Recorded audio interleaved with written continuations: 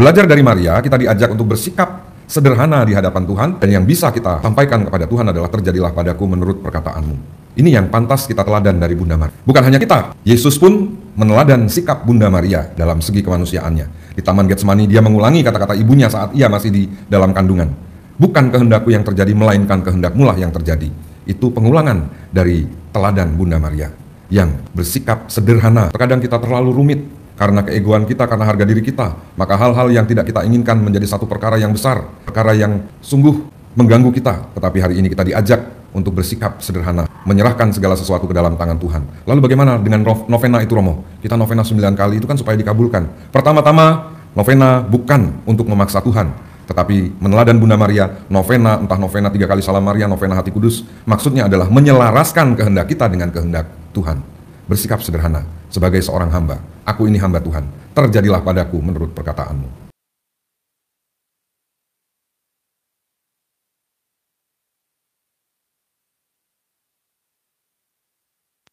Suatu tunas akan terbit dari akar isai, kemuliaan Tuhan memenuhi seluruh bumi, dan semua orang melihat penyelamatan oleh Allah kita. Dalam nama Bapa dan Putra dan Roh Kudus. Amin. Rahmat Tuhan kita Yesus Kristus, cinta kasih Allah dan persekutuan Roh Kudus bersamamu dan bersama rohmu. Hari ini kita bersama-sama akan mendengarkan kisah dari Injil, bagaimana Maria menerima kabar dari malaikat Tuhan, malaikat Gabriel. Dan kita akan menggali dan merenungkan teladan Maria dalam menyikapi setiap perkara dalam hidupnya. Kita siapkan hati dan batin kita. Saya mengaku kepada Allah yang Maha Kuasa dan kepada saudara sekalian bahwa saya telah berdosa dengan pikiran dan perkataan, dengan perbuatan dan kelalaian. Saya berdosa, saya sungguh berdosa. Oleh sebab itu saya mohon kepada Santa Perawan Maria supaya mendoakan saya pada Allah Tuhan kita. Semoga Allah yang Maha Kuasa mengasihani kita, mengampuni dosa kita, dan menghantar kita pada hidup yang kekal. Tuhan kasihanilah kami. Kristus kasihanilah kami. Tuhan kasihanilah kami. Marilah berdoa. Allah Bapa Maha Rahim, kami bersyukur kepadamu atas rahmat yang Engkau berikan hari ini, kesehatan jiwa dan raga serta santapan jasmani, dan kini Kau berikan santapan rohani lewat sabda dan ekaristi. Kami mohon bimbingan dan penyertaan, jangan Kau biarkan kedagingan kami menjauhkan kami darimu, karena kami tidak ingin mencobaimu. Mencobai bersama Putramu Yesus Kristus, kami ingin hidup dan meneladan cara hidupnya yang berkuasa bersama Dikau dan Roh Kudus kini dan sepanjang segala masa. Bacaan dari kitab Yesaya. Tuhan berfirman kepada Raja Ahaz, mintalah suatu pertanda dari Tuhan Allahmu, entah itu sesuatu dari dunia orang mati yang paling bawah, entah sesuatu dari tempat tertinggi yang di atas. Tetapi Ahaz menjawab, aku tidak mau minta, aku tidak mau mencobai Tuhan. Lalu berkatalah Nabi Yesaya, baiklah, dengarkan hai keluarga Daud. Belum cukupkah kamu melelahkan orang sehingga kamu melelahkan Allahku juga?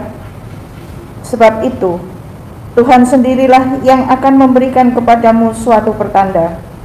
Sesungguhnya, seorang perempuan muda mengandung dan akan melahirkan seorang anak laki-laki, dan ia akan menamai dia Immanuel.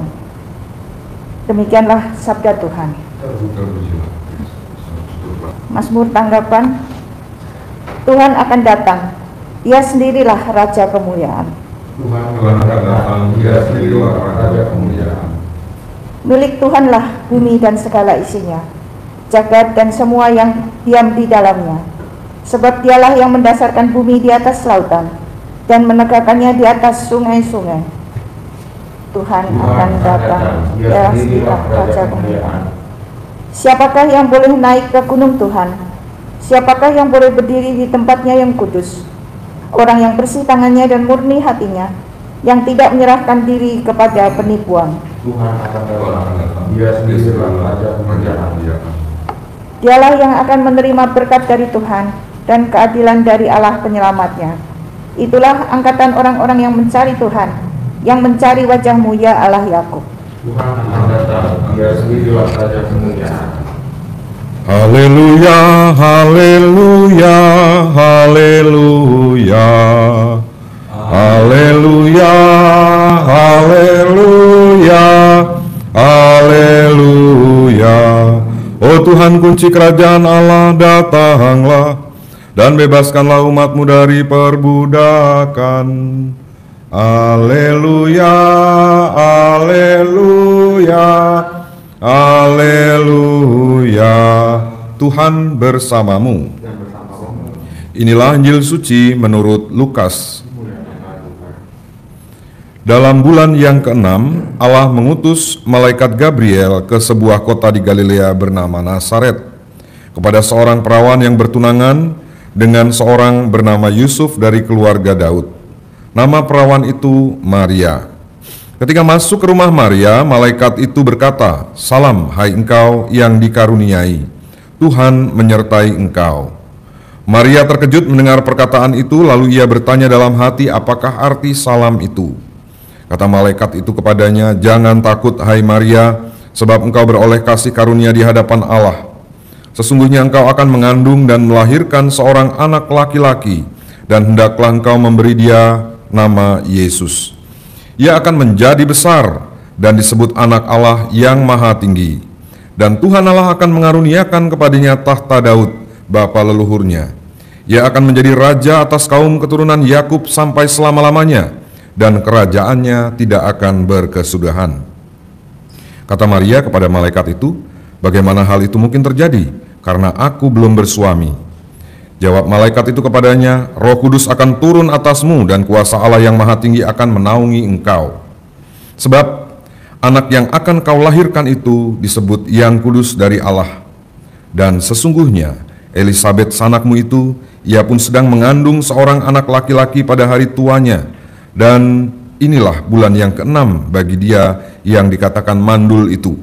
Sebab bagi Allah tidak ada hal yang mustahil." Maka kata Maria, "Sesungguhnya aku ini hamba Tuhan, terjadilah padaku menurut perkataanmu." Demikianlah sabda Tuhan. Terpujilah Kristus. Nazaret, sebelum ada Yesus, sebelum banyak murid-murid Yesus, adalah satu tempat yang terpencil. Bahkan dalam salah satu teks disebut pernah ditanyakan oleh Nikodemus, adakah sesuatu yang baik dari Nazaret? Salib Tuhan Yesus juga dituliskan Yesus Raja orang Yahudi dari Nazaret. Ini bukan SK, itu hinaan. Karena memang Nazaret adalah kota yang kecil, bukan kota, mungkin tempat yang terpencil. Dan disitulah Bunda Maria hidup. Dalam Injil tadi kita mendengarkan kisah Maria menerima kabar dari malaikat Gabriel. Dan dalam Rosario itu masuk dalam peristiwa gembira untuk kita. Tetapi belum tentu untuk Bunda Maria. Bisa dibayangkan seorang gadis desa sederhana, tidak tahu apa-apa, tidak pernah ketemu dengan mungkin camatnya, gubernurnya, sekarang bertemu dengan pejabat dari surga. Panglima, salah satu panglima dari malaikat yang besar, yaitu Gabriel, yang artinya Allah yang menggetarkan. Dan berita yang dibawa pun bagi kita sekarang menggembirakan, tapi bagi Maria saat itu sama seperti vonis hukuman mati, karena pada saat itu seorang wanita yang hamil di luar nikah, hukumannya adalah rajam karena tuduhan perzinahan. Bunda Maria berasal dari kota kecil. Dia gadis sederhana, dan yang pantas untuk kita renungkan, untuk kita pelajari adalah reaksi sederhananya. Banyak dari kita sulit untuk menghayati kesederhanaan dalam relasi dengan Tuhan. Berhadapan dengan satu masalah, kita seringkali, "Tuhan, kenapa Engkau tidak mengabulkan doaku? Aku sudah novena, aku sudah doa ini, aku sudah doa itu. Tetapi kenapa Engkau tidak mengabulkan permohonanku? Kenapa Engkau tidak memperhatikan keinginanku?" Seringkali kita seperti itu, menyalahkan Tuhan. Belajar dari Maria, kita diajak untuk bersikap sederhana di hadapan Tuhan, bereaksi sederhana di hadapan Tuhan, dan yang bisa kita sampaikan kepada Tuhan adalah terjadilah padaku menurut perkataanmu. Ini yang pantas kita teladan dari Bunda Maria. Bukan hanya kita, Yesus pun meneladan sikap Bunda Maria dalam segi kemanusiaannya. Di Taman Getsemani dia mengulangi kata-kata ibunya saat ia masih di dalam kandungan. Bukan kehendakku yang terjadi, melainkan kehendakmu lah yang terjadi. Itu pengulangan dari teladan Bunda Maria yang bersikap sederhana. Terkadang kita terlalu rumit karena keegoan kita, karena harga diri kita. Maka hal-hal yang tidak kita inginkan menjadi satu perkara yang besar, perkara yang sungguh mengganggu kita. Tetapi hari ini kita diajak untuk bersikap sederhana, menyerahkan segala sesuatu ke dalam tangan Tuhan. Lalu bagaimana dengan novena itu, Romo? Kita novena 9 kali itu kan supaya dikabulkan. Pertama-tama, novena bukan untuk memaksa Tuhan, tetapi meneladan Bunda Maria. Novena, entah novena 3 kali Salam Maria, novena Hati Kudus, maksudnya adalah menyelaraskan kehendak kita dengan kehendak Tuhan. Bersikap sederhana sebagai seorang hamba. Aku ini hamba Tuhan, terjadilah padaku menurut perkataanmu. Semoga lewat sabda Tuhan hari ini, kita tidak sombong di hadapan Allah, kita tidak memaksa Allah, menempatkan Allah sebagai pesuruh kita, supaya melakukan kehendak kita yang ini, yang itu, dan yang ini, atau ATM berjalan, katakanlah begitu ya. Tetapi sungguh kitalah yang hamba Tuhan, karena Allah memberikan yang terbaik, dan kita menyerahkan kehendak kita ke dalam tangan Allah. Roh Kudus membantu kita. Kemuliaan kepada Bapa dan Putra dan Roh Kudus. Allah Bapa yang Maha Kasih, semoga dengan sabdamu kami dapat semakin bersikap rendah hati di hadapan-Mu, menyerahkan seluruh hidup kami ke dalam tangan-Mu, menjalankan kehendak-Mu dengan rendah hati, dan dengan teladan Bunda Maria, kami pun dapat dengan sederhana menyikapi semua yang terjadi dalam hidup ini. Marilah kita mohon, kabulkanlah doa kami ya Tuhan. Bersama dengan Ibu Veridiana, kami mohon rahmat kesehatan untuk beliau. Semoga hasil pemeriksaan dan tindakan medis jantung berjalan dengan lancar dan membawa kesembuhan. Dan semoga Ibu Veridiana tidak merasa kau tinggalkan, melainkan tetap mengalami kehadiran-Mu, tetap mengalami sapaan dari-Mu lewat orang-orang yang ada di sekitarnya. Marilah kita mohon, kabulkanlah doa kami ya Tuhan. Kita sampaikan doa-doa permohonan dan harapan-harapan kita secara pribadi. Marilah kita mohon, kabulkanlah doa kami ya Tuhan. Demikian ya Bapa, ungkapan syukur, harapan, dan permohonan yang dapat kami sampaikan. Kami sampaikan dengan penuh kerendahan hati, dan kami satukan kehendak kami dengan kehendak-Mu, agar kehendak-Mu lah yang terjadi, seperti Bunda Maria saat mengandung Yesus Kristus Putra-Mu. Amin.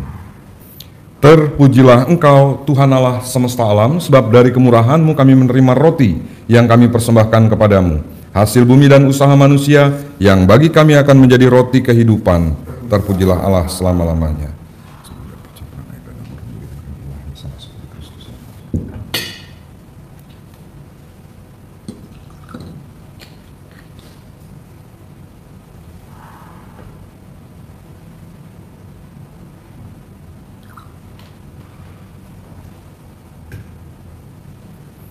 Terpujilah Engkau Tuhan Allah semesta alam, sebab dari kemurahan-Mu kami menerima anggur yang kami persembahkan kepadamu, hasil pokok anggur dan usaha manusia, yang bagi kami akan menjadi minuman rohani. Terpujilah Allah selama-lamanya. Terimalah kami dan semoga persembahan kami siapkan berkenan.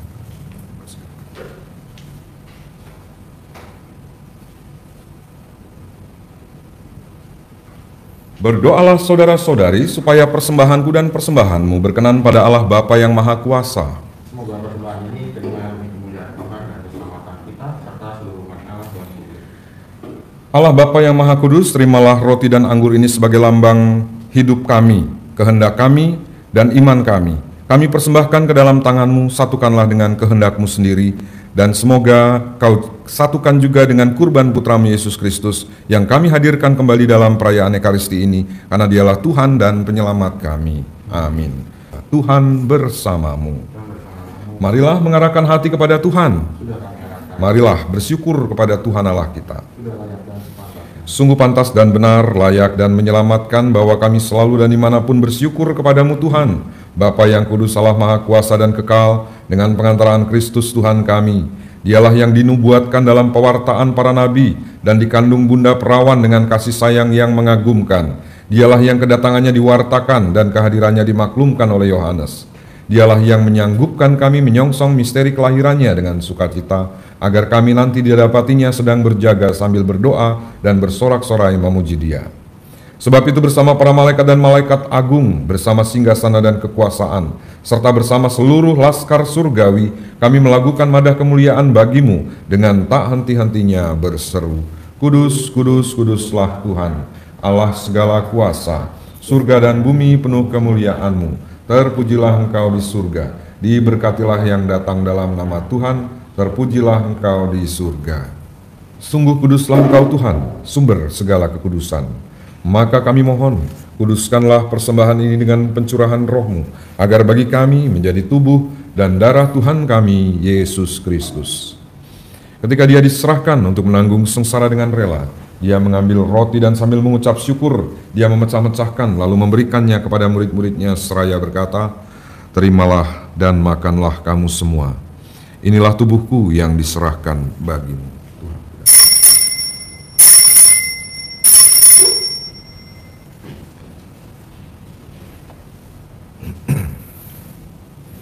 Demikian pula sesudah perjamuan Dia mengambil piala, sekali lagi Dia mengucap syukur kepadamu, memberikannya kepada murid-muridnya seraya berkata, Terimalah dan minumlah kamu semua.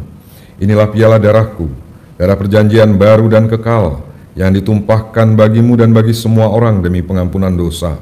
Lakukanlah ini sebagai kenangan akan daku.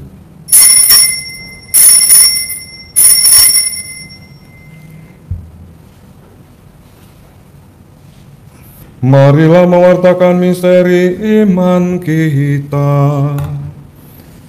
Setiap kali roti ini dan minum dari piala ini, wafat-Mu Tuhan kami wartakan hingga Engkau datang.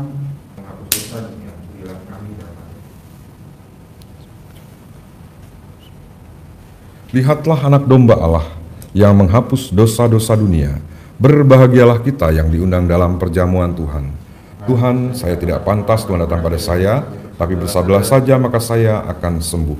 Tubuh Kristus. Amin.